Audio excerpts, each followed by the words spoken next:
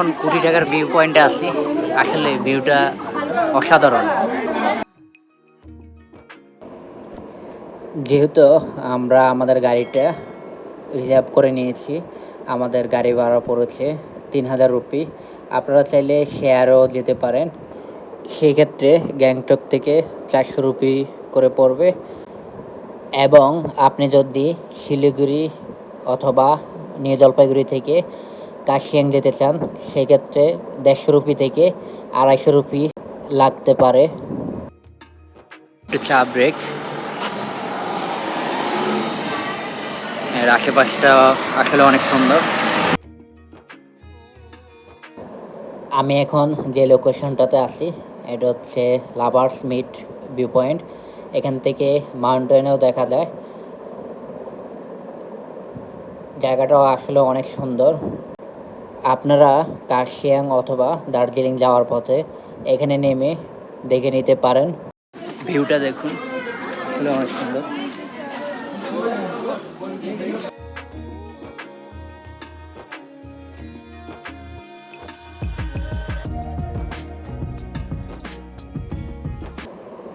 এই লোকেশনটা হচ্ছে রংলি উড। আপনারা চাইলে এর আশেপাশেও থাকতে পারেন। এখানে অনেকগুলা টি গার্ডেন আছে। এখানে কয়েকটা হোমস্টেও পেয়ে যাবেন। আপনারা চাইলে একদিনের জন্য এসে ঘুরে যেতে পারেন।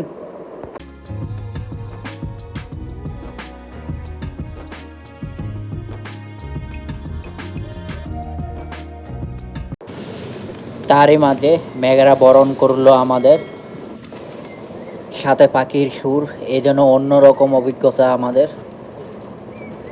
খুবই সুন্দর একটা মুহূর্ত ছিল আমার। যারা এখনও আমার ইউটিউব চ্যানেলটা সাবস্ক্রাইব করেন নাই, এখনই করে নিন। আর সাথে থাকা বেল আইকনটি অন করে দিন এবং পরবর্তী ভিডিওর জন্য অপেক্ষা করুন। আমার ভিডিওগুলো কেমন হচ্ছে অবশ্যই কমেন্ট বক্সে জানাবেন। সাথে লাইক ও শেয়ার করতে একদমই ভুলবেন না যেন।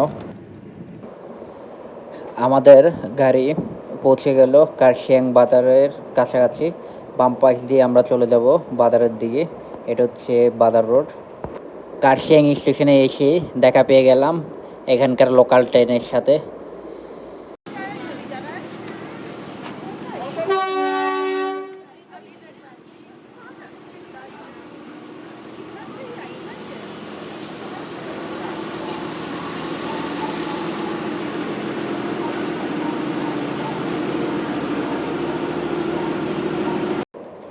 কার্শিয়াং যাওয়ার আগে অবশ্যই হোমস্টে অথবা হোটেল আগে থেকেই বুকিং দিয়ে রাখবেন।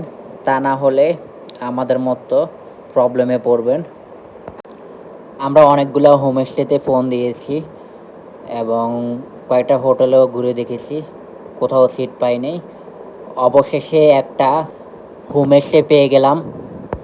বাহিরের মেঘগুলো দেখুন, সব কিছুই ঠিকই ছিল, বাট আমাদের রুমের পরিবেশটা এতটা ভালো ছিল না, যার জন্য রিভিউ দিলাম না।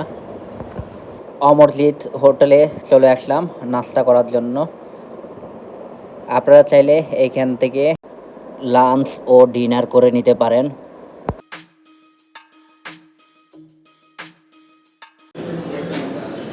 নাস্তা করার জন্য উপরে যাচ্ছি।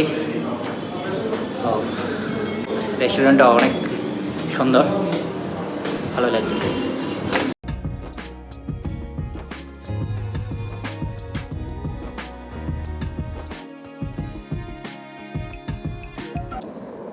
এই রেস্টুরেন্টের ভিতরের ডেকোরেশনগুলা তাদের ঐতিহ্য তুলে ধরার জন্য যেভাবে সাজিয়ে তোলা যায় সেভাবেই তারা তাদের পুরো রেস্টুরেন্টটা সাজিয়েছে।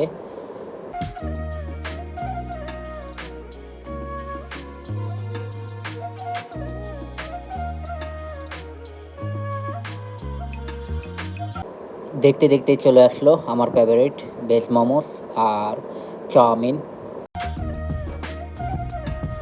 এই রেস্টুরেন্টটা আসলেই জোক ছিল। খাবারগুলো খুবই মানসম্মত এবং রিজনেবল প্রাইসে পেয়ে গেলাম আমরা। যারা ভেজ আইটেম পছন্দ করেন তারা এখানে এসে খেয়ে নিতে পারেন, খুবই ভালো মানের। এখন হেঁটে হেঁটে পুরো কার্শিয়াং শহরটা দেখে নেওয়ার পালা। চলে আসলাম আবারও কার্শিয়াং রেলওয়ে স্টেশনে। এখানে ওদের ঐতিহ্য তুলে ধরা হয়েছে, তা আপনাদেরকে দেখাবো। দেখুন পুরো কার্শিয়াং স্টেশনটা একদম মেঘে ডেকে গেছে।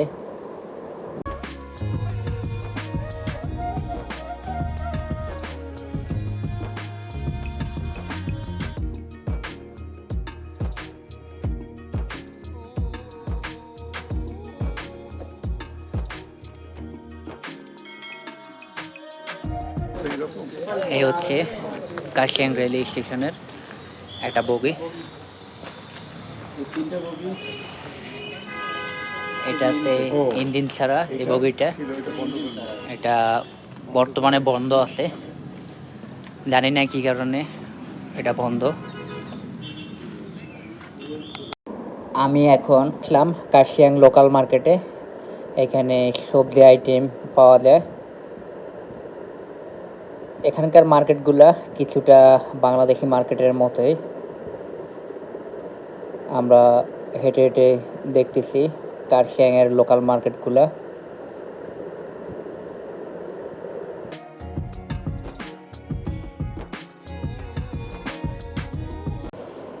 কার্শিয়াং আসলে অবশ্যই এখানকার লোকাল সুইটসগুলা একবার হলেও খেয়ে দেখবেন। এখানকার লোকাল সুইটসগুলা আসলেই খুবই সুস্বাদু ছিল। আমার কাছে সবচেয়ে বেস্ট ছিল এখানকার মালাই। যারা কার্শিয়াং ঘুরতে আসবেন তারা অবশ্যই এই মালাইটা খেয়ে দেখবেন। এই মালাইটা খুবই ভালো, যেটা রিভিউ না দিয়েও পারলাম না, আসলে অনেক ভালো ছিল। আমি একটা জায়গায় দুইটা খাইছি। এটা আমি যদি ফুড ব্লগারদের স্টাইলে যদি দিতে চাই তাহলে হচ্ছে টেনে টেনে দিব। আবারও হেঁটে হেঁটে দেখে নিলাম।